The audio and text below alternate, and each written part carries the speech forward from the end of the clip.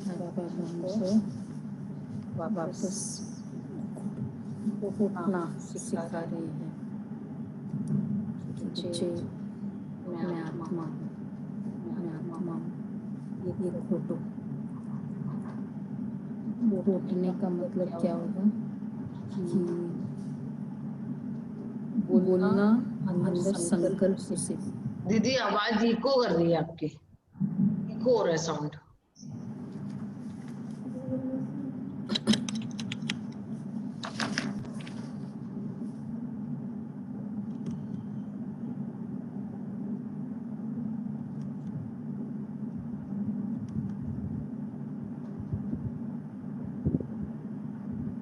Okay,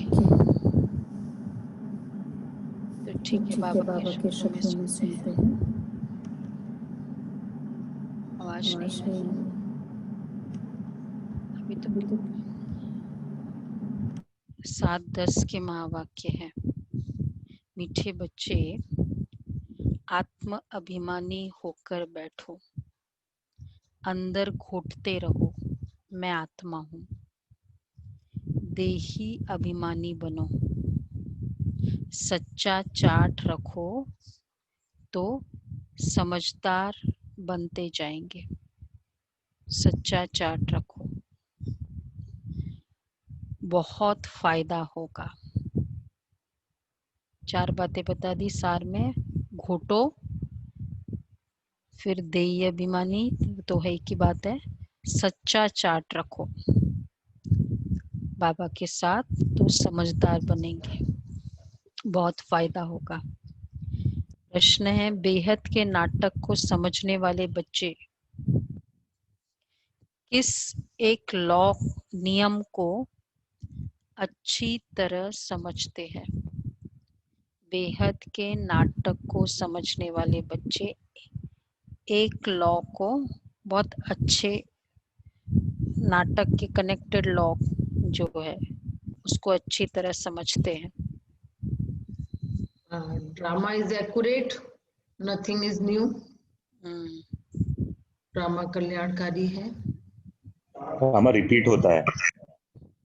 repeat होता है। बाबा ने कहा ये अविनाशी नाटक है, इसमें हर एक पाठधारी को अपने समय पर आना ही है।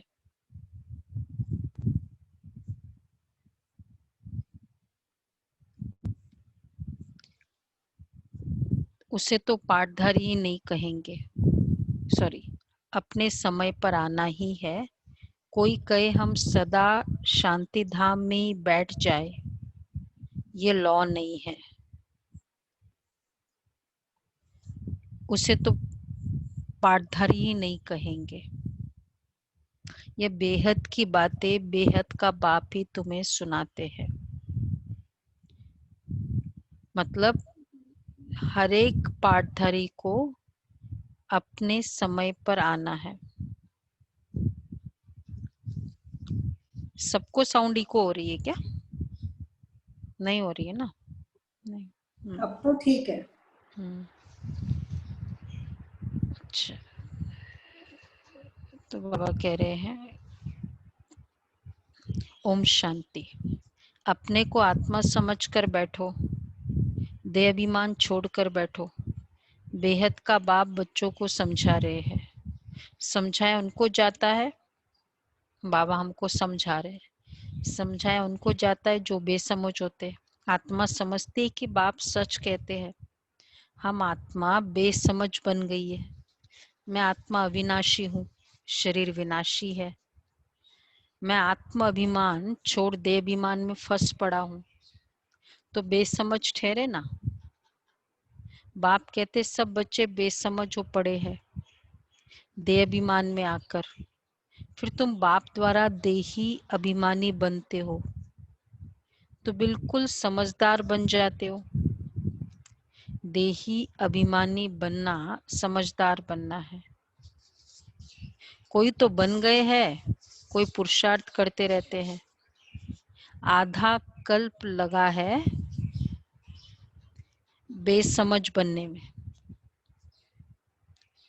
इस अंतिम जन्म में फिर समझदार बनना है। बिल्कुल ही बेसमझ बन गए, इसलिए टाइम बहुत लगा हमको बेसमझ बनने में। तो आधा कल्प से बेसमझ होते होते 100% बेसमझ बन जाते हो। देह अभिमान में आकर ड्रामा प्लान अनुसार तुम गिरते आए हो। अभी उसको तुमको क्यों समझ नहीं मिली, फिर भी ऐसे क्यों पुरुषार्थ नहीं ले बहुत। एक पॉइंट कि हम पहले इतने समझदार थे कि हमको 2500 साल लग गए नीचे गिरने में। इसको ऐसे नहीं ले सकते कि क्या हम बोल? तुरंत बेसमझ नहीं बने, हमको 2500 साल लगे। तो मतलब उसके पहले इतनी बुद्धि हमने बाबा ने हमको दे के भेजी थी। हाँ, तो वो तो 2500 साल चली थी ना, बुद्धि पहले चली तो थी। 2500 चली और उसके बाद में भी इसी स्टेज हाँ, तक। फिर डाउन, फिर इतना जल्दी डाउन थोड़ी है। 5000 साल ही लग गए ना इन अ वे, तो देखा जाए तो बाबा कहते हैं इस समय निर्गुण बन पड़े हो, कोई भी गुण नहीं रहा है। बच्चे जानते हैं हम सर्वगुण संपन्न 16 कला संपूर्ण थे, फिर इस समय निर्गुण बन पड़े हैं। तुम बच्चों में भी नंबरवार पुरुषार्थ अनुसार इस खेल को समझते हो। समझते समझते भी कितने वर्ष हो गए हैं, इस खेल को समझते समझते भी कितने वर्ष हो गए हैं। फिर भी जो नए हैं वह अच्छे समझदार बनते जाते हैं, औरों को भी बनाने का पुरुषार्थ करते हैं। कोई ने तो बिल्कुल ही नहीं समझा है, बेसमझ के बेसमझ ही है। बाप आई है समझदार बनाने। दुनिया में भी टैलेंटेड होता है और एक समझदार होता है। टैलेंटेड तो चलो बाय एजुकेशन हो जाते हैं, समझदार सब नहीं होते। समझदार का कंटेक्स्ट ही होता है कि फीलिंग्स को समझा, भावनाओं को समझा, भाव को समझा। तो ये जो समझते वो समझदार। तो बाबा हमें समझदार बनाता है और बिना कहे समझ जाए, इसको भी समझदार कहते हैं। बाप आइए समझदार बनाने। बच्चे समझते माया के कारण हम बेसमझ बने हैं। हम पूज्य थे तो समझदार थे, फिर हम ही पुजारी बन बेसमझ बने हैं। आदि सनातन देवी देवता धर्म प्राय लोप हो गया है, इनका दुनिया में किसको पता ही नहीं है। ये लक्ष्मी नारायण कितने समझदार थे, राज्य करते थे। बाप कहते हैं ततत्वम, तुम भी अपने लिए ऐसे समझो। ये बहुत बहुत समझने की बातें हैं, सिवाय बाप के कोई समझा न सके। अभी महसूस होता है बाप ही ऊंचते ऊंच समझदार ते समझदार होगा ना। दीदी तत्वम का क्या, भगवान कितना समझदार होगा। दीदी तत्वम का क्या मतलब है? तुम भी ऐसे हो, तुम भी ऐसे। एक तो ज्ञान का सागर भी है, सर्व का सदगति दाता भी है, पतित पावन भी है। एक की महिमा है ना। इतना ऊंचते ऊंच बाप आकर के बच्चे बच्चे के कैसे अच्छी रीति समझाते। मीठे मीठे बच्चे, प्यारे प्यारे बच्चे, बच्चे बच्चे कह के अपनी हमारी इनोसेंस को भी एक्टिवेट कर दिया। और एक्चुअली इनोसेंस भी क्यों हमारी एक्टिवेट हुई, जितना व्यक्ति आज्ञाकारी होता है ना, बुद्धि को सरेंडर करता है, तो उसकी इनोसेंस एक्टिवेट होती है। तो इसलिए बाबा कहते हैं और फिर बस फॉलो करने लग जाते हैं उसमें। डेडिकेशन कैसे आता है, इनोसेंस को एक्टिवेट किया तब ना। पूरा जो बाबा ने कहा, तो पतित पावन भी है, बच्चे अब पावन बनना है। इतना ऊंचते ऊंच बाप आकर के बच्चे बच्चे कह कैसे अच्छी रीति समझाते। इसलिए जो गायन है, जो गायन है जो वाला वो जो भक्ति में गाते हैं सबसे मतलब प्रोमिनेंट जो है, तुम मात पिता या त्वमेव माता, तो माता पिता के रूप में बहुत ज्यादा मान्यता है परमात्मा की। तो इसलिए बाबा कहते हैं, तो एक तो ज्ञान का सागर भी है, सर्व का सद्गति दाता भी है, पतित पावन भी है। तो बच्चे पावन बनना है, उसके लिए एक ही दवाई देते हैं, कहते योग से तुम भविष्य 21 जन्म निरोगी बन जाएंगे, तुम्हारे सब रोग दुख खत्म हो जाएंगे, तुम मुक्ति धाम में चले जाएंगे। अविनाशी सर्जन के पास एक ही दवाई है, एक ही इंजेक्शन आत्मा को आए लगाते हैं। ऐसे नहीं कोई मनुष्य बैरिस्ट्री भी करेंगे, इंजीनियरिंग भी करेंगे, नहीं। हर एक आदमी अपने धंधे में ही लग जाते हैं।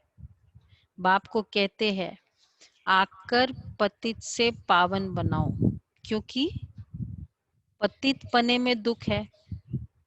शांति धाम को पावन दुनिया नहीं कहेंगे, शांति धाम को पावन दुनिया नहीं कहेंगे,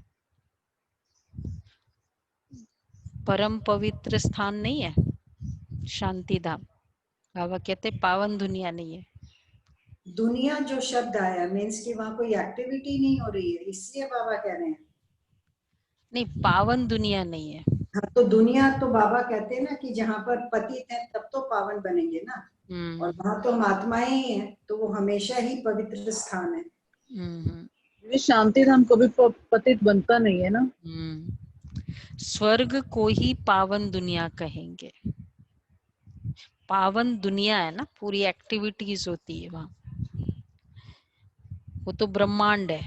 बाबा हमेशा कहते हैं उसको। यह भी समझाया है मनुष्य शांति और सुख चाहते हैं, सच्ची सच्ची शांति तो वहां है शांति धाम में।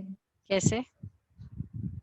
क्योंकि वहां कुछ है ही नहीं, वहां कंप्लीट साइलेंस है ना, हम सब डीप स्लीप में सो रहे हैं और वहां है जहाँ शरीर ही नहीं, सब डोरमेंट अवस्था में है ना।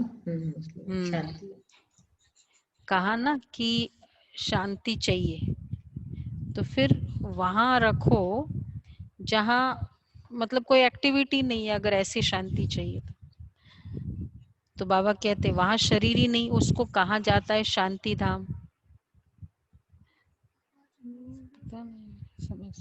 ज्ञान सागर भी उनको कहा जाता है। सर्व के सद्गति दाता पतित पावन है, सर्व को पावन बनाने वाला तत्त्वम। पानी आदि सब तत्व है, तो वह कैसे सद्गति करते हैं? आत्मा ही पाठ बजाती है, हड्डियों का भी पाठ आत्मा बजाती है। ये बातें भी जो समझदार है वही समझ सकते हैं। बाप ने कितना समझाया है, कोई ऐसी युक्ति रचो जो मनुष्य समझे। कैसे पूज्य सो फिर पुजारी बनते हैं। पूज्य है नई दुनिया में, पुजारी है पुरानी दुनिया में। पावन को पूज्य, पतित को पुजारी कहा जाता है।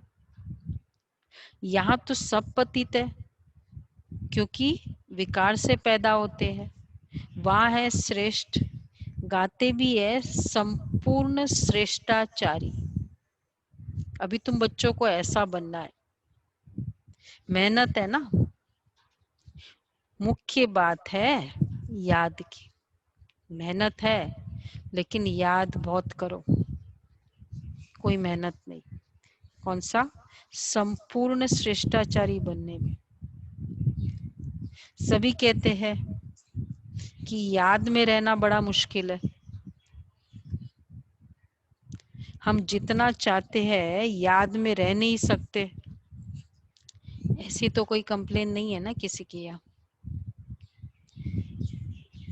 टाइम कम पड़ जाए, दिल याद में लगा रहे। उठना पड़ेगा, अभी चलो 1 घंटा हो गया, उसके बाद ये वाला है वो।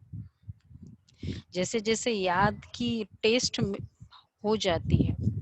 और एक तो वो है, एक एक्सक्लूसिव है, और वैसे भी जैसे ना न्यारा बनने की जिसकी नेचर होगी,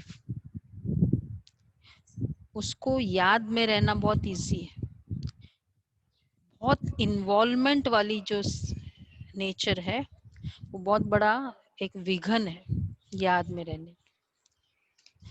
तो हम जितना चाहते याद में रह नहीं सकते। कोई सच्चाई से अगर चार्ट लिखे तो, कोई अगर सच्चाई से लिखे तो बहुत फायदा हो सकता है कि मैंने इतना किया, इतना समय याद किया। बाप बच्चों को ये ज्ञान देते कि मन मना भव, तुम अर्थ सहित कहते हो। तुम्हें बाप हर बात यथार्थ अच्छी रीति सहित समझाते हैं। बाप से बच्चे कई प्रकार के प्रश्न पूछते हैं। बाप करके कई प्रश्न पूछते हैं। बाप करके दिल लेने के लिए कुछ कह देते हैं।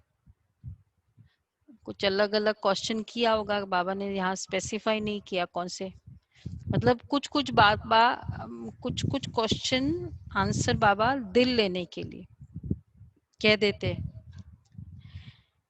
तो परंतु बाप कहते हैं मेरा काम ही है पतित से पावन बनाना। मुझे बुलाते ही इसलिए हो। तुम जानते हो आत्मा शरीर सहित पावन थी, अभी वही आत्मा शरीर सहित पतित बनी है। 84 जन्मों का हिसाब है ना। तुम जानते हो कि अभी ये दुनिया कांटों का जंगल बन गई है। हर कोई एक दूसरे को सिर्फ काटे क्या करेंगे। तो इसलिए कोई नवीनता नहीं है, कोई बड़ी बात नहीं है। एक दूसरे को दुख देंगे ना, कांटों का जंगल है। तो एक्चुअली अगर हम ये कहे कि भाई कांटे न चुभे तो हमारे लिए समथिंग एक आश्चर्य की बात है। भाई कांटों का जंगल में जा रहे हो, करना क्या होता है? हर कोई को संभल कर चलना होता है, बस कांटा न लगे। पर लग तो चांसेस तो बहुत है। तो बाप कहते हैं ये लक्ष्मी नारायण तो फूल है ना, उन्हों के आगे कांटे जाकर कहते हैं आप सर्वगुण संपन्न, हम पापी कपटी। सबसे बड़ा कांटा है, सबसे बड़ा कांटा है काम विकार का। बाप कहते इस पर जीत पहन जगत जीत बनो। मनुष्य कहते भगवान को कोई न कोई रूप में आना है, भागीरथ पर विराजमान हो आना है। भगवान को आना ही है पुरानी दुनिया को नया बनाने, नई दुनिया को सतो प्रधान, फिर पुरानी को तमो प्रधान कहा जाता है ना। जबकि अभी पुरानी दुनिया है तो जरूर बाप को आना ही पड़े। बाप को ही रचयिता कहा जाता है। तुम बच्चों को कितना सहज समझाते हैं, तो बच्चे कितनी खुशी होनी चाहिए। अच्छा, बाकी किसका कर्म भोग है का हिसाब किताब है, कुछ भी है तो वह तो भोगना है। मैं कुछ नहीं कर सकता। ब्रह्मा का भी मैंने नहीं कुछ किया, दादिया का भी कुछ नहीं किया मैंने। तो इसमें बाबा क्या नहीं करेंगे? कर्म भोग का कोई भी हिसाब है, इसमें बाबा आशीर्वाद नहीं करते हैं। No concession, no blessing. सिर्फ याद करो। याद मतलब क्लियर्स द पास्ट और क्लियर द पाथ, दोनों बातें। जो पास्ट को सेटल भी करता है और रास्ते को क्लियर, फ्यूचर भी क्लियर होता है, पाथ भी क्लियर करता है। याद, वो मैं कर सकता, वो तुम करो तो वो सेटल होगा। तो बाबा इसमें कह रहे हैं बच्चे, हाँ सारा मुंझारा इसमें है, हमको बुलाते ही है कि बाबा आकर हमको वर्षा दो। तो बाबा से वर्षा क्या पाना चाहते हो? बाबा वर्षा देता है ना। बाबा साक्षात्कार, भक्तों को साक्षात्कार और वर्षा में क्या फर्क होगा? साक्षात्कार one time solution, one solution भी टाइम, तो नहीं हुआ एक्चुअली में, खाली देखा और खत्म हुआ, सॉल्यूशन भी नहीं हुआ। हाँ मतलब वो एक आश पूरी हुई। हाँ तो वन टाइम तो उस समय तो अच्छा लगेगा ना बहुत। और वर्षा मतलब पालना, पालना करना। जो वर्षा किसको मिलता है? बच्चों को मिलता है जो पालना का हक रखते हैं, उसको वर्षा मिलता है। बाकी तो इसलिए भगवान की पालना मिलना ये भाग्य है। मुरली सुनना ये पालना मिलना है। सुनना, पालना, फिर बाबा योग करना बाबा के समीपता की फीलिंग है। और फिर वो सारे दिन कर्म में इंट्रोड्यूस होना मतलब बाबा की पूरी गाइडेंस है। तो गाइडेंस कर्मों में पता चलता है, हेल्प कर्मों में पता चलता है, और समीपता फिर वैसे योग में पता चलता है, शब्द मुरली में पता चलता है। पालना के कंटेंट्स क्या होते हैं? यही होते हैं। किसको मैंने कहा कि हमने उसके, हमारे माँ बाप ने बहुत पाला पोसा, बड़े अच्छे से पाला पोसा। क्या किया था? यही सब किया था ना। तो बच्चे पालना, और बाकी भगत है, दर्शन मिल जाए बस ठीक है, छोटा सा दर्शन मिल जाए। बाबा इसलिए कहते हैं कि कुछ भी हो जाए वह तो भोगना है। सॉरी, बाप रचेता है, बच्चों को वर्षा देते हैं। भगवान ने ज्ञान दिया, कब दिया? बाबा से वर्षा क्यों पाना चाहते हो? कौन सा वर्षा पाना चाहते हो? मुक्ति, जीवन मुक्ति का। मुक्ति जीवन मुक्ति का दाता एक ही ज्ञान सागर बाप है, इसलिए उनको ज्ञान दाता कहा जाता है। भगवान ने ज्ञान दिया था, परंतु कब दिया था, किसने दिया? कोई चीज एकदम हाईएस्ट हो, ज्ञान हो, तो उसको जितनी डिटेलिंग करेंगे तब तो फिर वो उसकी क्वालिटी का पता चलेगा ना। अगर जैसे वो सपोज वो गीता का ज्ञान दिया, फर्स्ट ऑफ ऑल वैसे श्लोक बोले जो किसी को समझ में भी नहीं आए। महाभारत के समय या तो लैंग्वेज आपस की संस्कृति चलती हो, तब तो फिर श्लोक भी चले। वो तो क्लियर नहीं है कौन सी लैंग्वेज है। चलो हिंदी, जब हिंदी लैंग्वेज है तो परमात्मा को भी समझाना हिंदी में ही चाहिए ना फिर तो एक तो लैंग्वेज वैसी डिफिकल्ट, और सिर्फ इतना कि हमको कह दिया तुम आत्मा हो, मैं परमात्मा हूँ। 15-17 दिन क्लास कर लो, आत्मा परमात्मा ब्राह्मण वर्ण क्षत्रिय वर्ण आदि, फिट हो जाता है माइंड में। कितनी हमने डिटेलिंग, हम जो भी अभी किया, कितनी ज्ञान की डिटेलिंग है।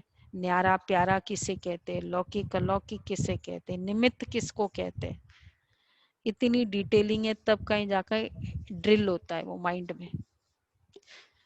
तो गीता के ज्ञान से हो जाता है, मोह नष्ट हो जाएगा। संस्कृत के श्लोक बोलो तो क्योंकि मीनिंग ही नहीं समझ में आएगी। तो बाबा इसलिए कहते हैं, हमको मालूम पड़ा ना, भगवान ने ज्ञान दिया था, परंतु कब दिया, किसने दिया, ये किसको पता ही नहीं। सारा मुंझारा इसमें है, किसको ज्ञान दिया ये भी किसको पता नहीं। अभी ये ब्रह्मा बैठे हैं, इनको मालूम पड़ा है कि हमसो नारायण था, फिर 84 जन्म भोगे, यह है नंबर 1 में। बाबा बतलाते हैं, ब्रह्मा बाबा, क्या मेरी तो आंख ही खुल गई। क्या बाबा ने ज्ञान दिया, आंख खुली, सबकी आंख खुली ज्ञान से। हाँ, खुल रही है या खुल गई? हाँ, नहीं सबकी नहीं खुली है। अच्छा, खुल गई है दीदी, खुल गई। तीसरी आंख, आई ऑफ विजडम। हाँ वही चाहिए। तो बाबा कहते हैं, इसलिए जैसे जैसे हम सुनते हैं रोज की मुरली, अब जैसे कल की मुरली थी, कितने नए पॉइंट्स थे। बच्चे कोई भी हाथ में लॉ नहीं उठाना है। हम क्या सोचते थे, ये तो कोई कॉमन है, बोल ही क्यों नहीं बोल सकते। और दूसरा, कल एक और नई पॉइंट मुझे अच्छी लगी बाबा, विपरीत बुद्धि। कभी भी ये संकल्प वाला भी, ये नेचर हैबिट का, संकल्प का भी हैबिट ना हो, मैं इसके अगेंस्ट में हूँ। दुनिया के बहुत सारे इश्यूज है, मैं उसके अगेंस्ट में हूँ। विपरीत बुद्धि वाले संस्कार ये नहीं हो। तो बाबा कहते हैं, ये आंख खुलती है ना हमारी, रोज रोज आंख खुल रही है। तो बाबा कहते हैं, तीसरा नेत्र तो खुलता है। तुम कहेंगे हमको बाप का सृष्टि चक्र का पूरा ज्ञान मिल गया है, मैं जो हूँ जैसा हूँ, मेरी आंखें खुल गई है। कितना वंडर है, हम आत्मा फर्स्ट है, फिर हम अपने को देह समझ बैठे हैं।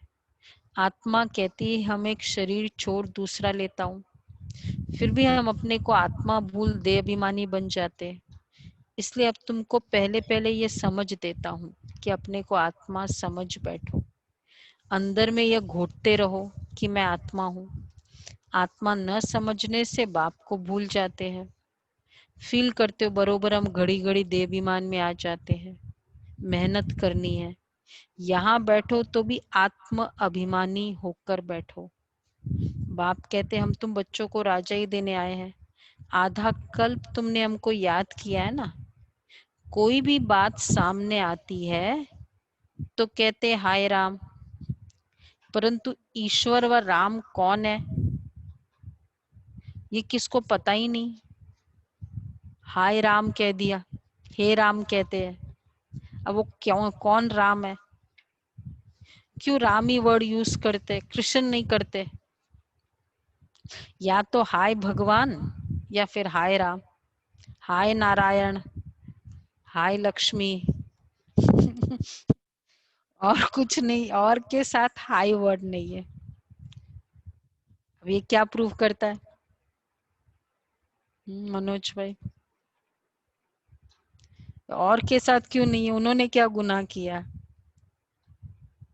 राम तो परमात्मा का ही नाम है ना, और भगवान भी वही है, एक ही है, इसीलिए देहधारी के नहीं याद आता, क्योंकि जब भगवान कहते हैं भगवान से कनेक्टेड। ये सब बात है। चिंताओं को छुड़ाते हैं ना राम आकर, सब हाँ चिंताओं मतलब को। भगवान के बाद राम का वर्ड है, मतलब राम ये वो देहधारी वाले नहीं है, लेकिन परमात्मा को एड्रेस किया हुआ है। तो बाबा कहते हैं परंतु ईश्वर व राम कौन है ये किसको पता ही नहीं है। तुमको सिद्ध करना है ज्ञान का सागर, पतित पावन, सर्व का सदगति दाता, त्रिमूर्ति, परम पिता परमात्मा शिव है। ब्रह्मा विष्णु शंकर तीनों का जन्म इकट्ठा है। सिर्फ शिव जयंती नहीं है, परंतु त्रिमूर्ति शिव जयंती है। जरूर जब शिव की जयंती होगी तो ब्रह्मा की भी जयंती होगी। शिव की जयंती मनाते हैं, परंतु ब्रह्मा ने क्या किया? लौकिक, पारलौकिक और यह अलौकिक बाप, यह है प्रजापिता ब्रह्मा। बाप कहते हैं नई दुनिया के लिए नया ज्ञान अभी तुमको मिलता है। फिर प्राय लोप हो जाता है। जिसको बाप रचता और रचना का ज्ञान नहीं, तो फिर तो रचता और रचना के बारे में पता ही नहीं। कोई बहुत, अब कोई शिवानी बहन का नाम कहे, बोला कौन है, कोई कहे तो कहेंगे ना क्या तुम क्या जानते हो, फिर भाई ट्रम्प है, कौन है पता नहीं। तो रचना और रचना का ज्ञान नहीं तो क्या कहेंगे, अज्ञानी ठहरे, अज्ञान नींद में सोए पड़े। एक तो रचना की एक्यूरेसी नहीं है, इसलिए रचयिता भी भगवान है जानने से ही सब कुछ नहीं होता है ना। प्रोफाइल पूरा डिटेलिंग। तो अज्ञान नींद में सोए पड़े हैं, ज्ञान से दिन भक्ति से रात।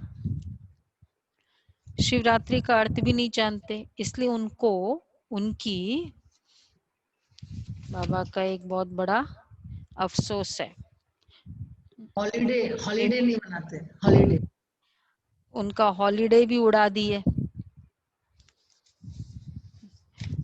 अभी तुम बच्चे जानते हो, बाप आती है सबकी ज्योति। देखो कितना बड़ा बाबा को क्वेश्चन मार्क मतलब कंप्लेन है सरकार से, कौरव गवर्नमेंट से। तो एटलीस्ट पांडव गवर्नमेंट के बच्चे शिवरात्रि के दिन छुट्टी लेनी चाहिए। कैसे? हाँ मनोज भाई, और कहाँ गए बाकी सब भाई?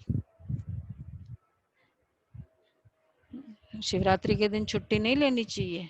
नहीं, खुद को तो लेनी डॉक्टर चाहिए किरण बेन, दीदी। जिनके नीचे और स्टाफ काम करते हैं उनको भी उस दिन छुट्टी देनी चाहिए कि शिवरात्रि लेनी चाहिए।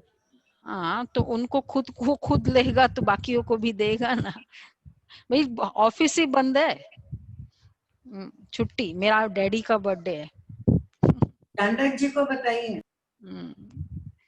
बाबा कहते हैं कि हॉलीडे भी उड़ा दी है। अभी तुम जानते हो बाप आते ही है सबकी ज्योति जगाने। तुम ये बत्ती आदि जगाएंगे, शिवरात्रि के दिन क्या करना चाहिए? तुम ये बत्ती आदि जगाएंगे तो समझेंगे ना इनका कोई बड़ा दिन है। अब तुम जगाते हो अर्थ सहित, क्यों जगाना है? ये अर्थ सहित आया है। वैसे भी लाइटनिंग कुछ तो करते ही है बर्थडे के दिन, चाहे वो बलून्स करो, कुछ वो करो, लाइटिंग भी करते लोग, चलते रहते हैं। कुछ घरों में तो कुछ भी फंक्शन हुआ लाइटिंग, मतलब इसके लिए नहीं, खुद के लिए, दूसरों को पता चलना चाहिए कि इनके यहाँ फंक्शन है।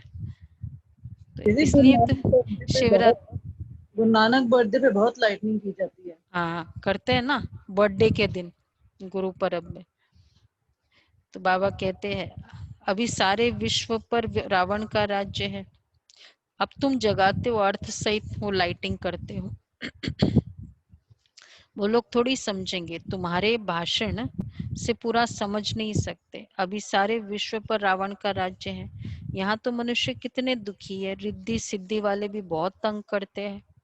अखबारों में भी पता पड़ता है इनमें इविल सोल है, बहुत दुख देते हैं।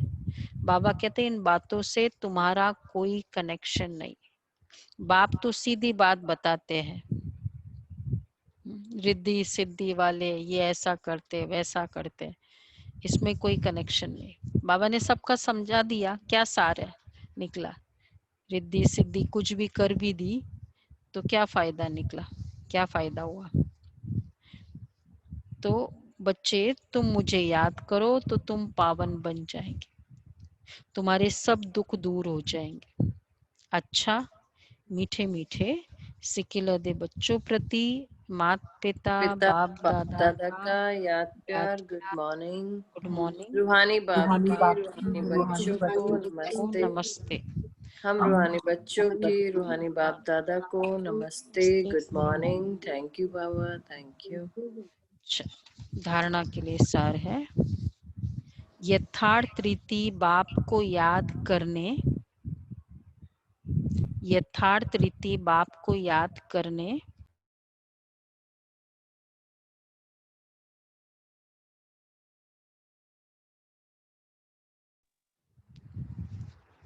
व आत्म अभिमानी बनने की मेहनत करनी है। व आत्म अभिमानी बनने की मेहनत करनी है। सच्चाई से अपना चार्ट रखना है। इसमें ही बहुत बहुत फायदा है। ये बाबा को रोज रोज चार्ट बोल रहे, बाबा को पता है क्या हम लोगों का? आप सभी बोलते हैं बाबा को, बाबा देखो मैंने बताया, रोज रोज ही आ रहा है, और वो भी बाबा कहते सच्चाई से लिखो। इसमें ही बहुत बहुत फायदा है। दूसरा है, सबसे बड़ा दुख देने वाला कांटा काम विकार है। इस पर योग बल से विजय प्राप्त कर पतित से पावन बनना है। इस पर योग बल से विजय प्राप्त कर पतित से पावन बनना है। बाकी किन्हीं भी बातों से तुम्हारा कनेक्शन नहीं, और कोई बातों से तुम्हारा कनेक्शन नहीं है। अच्छा, वरदान है, विघ्न प्रूफ चमकीली फरिश्ता ड्रेस धारण करने वाले सदा विघ्न विनाशक भव। विघ्न प्रूफ चमकीली फरिश्ता ड्रेस धारण करने वाले सदा विघ्न विनाशक भव। स्व के प्रति और सर्व के प्रति सदा विघ्न विनाशक बनने के लिए क्वेश्चन मार्क को विदाई देना और फुल स्टॉप द्वारा सर्व शक्तियों का फुल स्टॉक करना। सदा विघ्न प्रूफ चमकीली फरिश्ता ड्रेस पहनकर रखना, मिट्टी की ड्रेस नहीं पहनना। साथ साथ सर्व गुणों के गहनों से सजे रहना।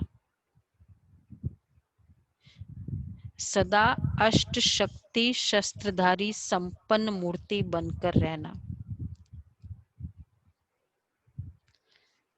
और कमल पुष्प के आसन पर अपने श्रेष्ठ जीवन के पांव रखना।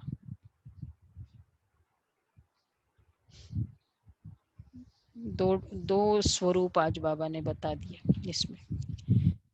कमल पुष्प फरिश्ता, तो उसके लिए क्वेश्चन मार्क को विदाई, और फुल स्टॉप फुल स्टॉक के लिए बाबा हमेशा कहते हैं ये आधा स्टॉप से आधा स्टॉक ही होता है। फुल स्टॉप फुल स्टॉक शक्तियों का स्टॉक, उसके लिए तो वो फरिश्ता विघ्न प्रूफ फरिश्ता ड्रेस। फरिश्ता ड्रेस एक्चुअली हमारा प्रोटेक्टिव लेयर है, कवरिंग है। इट्स लाइक पूरे आसपास फरिश्ता की कवरिंग है, पूरा बीच में ये चलो शरीर है। इसलिए बाबा कहते हैं विघ्न प्रूफ चमकीली, वो ड्रेस है, वो नहीं बुलेट प्रूफ होता है। दुनिया में कितने सारे ड्रेस है ना, बुलेट प्रूफ है। जो वायरस के लिए पहन रहे हैं दीदी, पूरा ऊपर से नीचे, ये हमारी भी ये वाले पीपीई है, ये वायरस प्रूफ ड्रेस है, बुलेट प्रूफ ड्रेस है। हमारा आज है विघ्न प्रूफ ड्रेस। इससे बड़ा ड्रेस कोई नहीं है, किसी के पास नहीं। उनका तो खाली वायरस है, पर उसके साथ फिर गर्मी भी इतनी, मुश्किल भी इतना हो रहा है, ग्रम्बल भी करते रहते हैं, और उसमें भारी जाते हैं, इसमें लाइट हो जाते हैं। हाँ, भारीपन आता है। और यहाँ है विघ्न प्रूफ ड्रेस, तो बहुत अच्छा है आज का फरिश्ता ड्रेस, विघ्न प्रूफ ड्रेस। तो सारा दिन ये विघ्न प्रूफ ड्रेस, और दूसरा है गुणों से सजे रहना। तो अष्ट शक्तियाँ, अष्ट शक्ति शस्त्रधारी, दोनों बात हो गई। अष्ट भुजाधारी, और कमल पुष्प के आसन पर रहना। तो जैसे देवियों को अष्ट शक्ति शस्त्रधारी बताते हैं कमल पुष्प के आसन पर, तो उसके अकॉर्डिंग कमल पुष्प वही हमारा न्यारा प्यारा जीवन। तो दो स्वमान हो सकते हैं एक्चुअली, दोनों, कभी शस्त्रधारी अष्ट शक्ति अष्ट शस्त्रधारी, और नेक्स्ट है विघ्न प्रूफ फरिश्ता ड्रेस। तो दोनों में हम पूरे दिन याद कर सकते हैं, कर्म करते समय ये वाली आइडेंटिटी हो, ये अलग से 5 बार वाली नहीं है। कल से हमको आपको सबको पता है ये वाली फीलिंग में ओम चल। शांति दीदी, एक क्वेश्चन पूछना था। बाद में क्वेश्चन सब बाद में। स्लोगन है अभ्यास पर पूरा पूरा अटेंशन दो तो फर्स्ट डिवीजन में नंबर आ जाएगा। अभ्यास पर पूरा पूरा अटेंशन दो तो फर्स्ट डिवीजन में नंबर आ जाएगा। तो सोमान बहुत अच्छा है, विघ्न प्रूफ फरिश्ता ड्रेस, ये ड्रेस पहनो। अच्छा है, आजकल ड्रेस पहनने का जरूरत भी है। हम लोग मास्क पहनते हैं, डॉक्टर्स ड्रेस पहनते हैं, तो हम भी ड्रेस पहन ले तो ऑटोमेटिक हम भी सेफ, डॉक्टर्स के लिए भी अच्छा है। खाली एक ही ड्रेस पहनो, ये भी समान हुआ, मैं फरिश्ता स्वरूप विघ्न प्रूफ फरिश्ता हूँ। आत्मा हूँ। विघ्न प्रूफ फरिश्ता, तो फिर वो विघ्न प्रूफ का ड्रेस पहना है, चमकीला ड्रेस विघ्न प्रूफ का। और दूसरा स्वमान है अष्ट शक्ति शस्त्रधारी हूँ। तो इस फीलिंग से करना है। और ये अव्यक्त इशारा है, सेकंड हमने किया, एक ही किया अभी तक। हर समय एक दो को बाप की स्मृति दिलाने से आप स्मृति स्वरूप बन जाएंगे। यही स्मृति एकमत भी बना देगी। 5 पांडवों की एकमत गाई हुई है ना, तो हर एक की अपनी अपनी विशेषता भी है और एक दो में मिलजुल कर हर कार्य को सफल बनाने की भी विशेषता है। बाप की स्मृति दिलाए तो एक मत रहेंगे। ये वाला तो स्मृति और विस्मृति का खेल वाला है ना पूरा ये। तो एक तो ये पुरुषार्थ करना है, बाकी हम